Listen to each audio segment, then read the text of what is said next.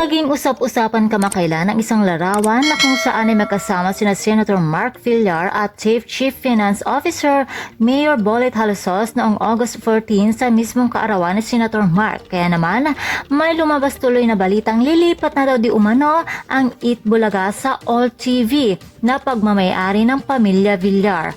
Subalit mariing pinabulaanan ito ng kampo ng tape. Ayon kay Attorney Maggie Gardoque, ang legal counsel ng tape, hindi daw ito totoo at isa lamang daw itong fake news. Ipinaliwanag ni Attorney Gardoque na major sponsor lamang ng Eat Bulaga ang Camellia of the Villar sa segment ng May Paki Kami Sayo na kung saan pwedeng manalo ng house and lot. Nako, parang gusto kong mag-join. At bilang isang kaibigan ay binati lamang daw ni Mayor Bolet si Senator Mark at wala daw itong kinalaman sa paglipat ng Eat Bulaga.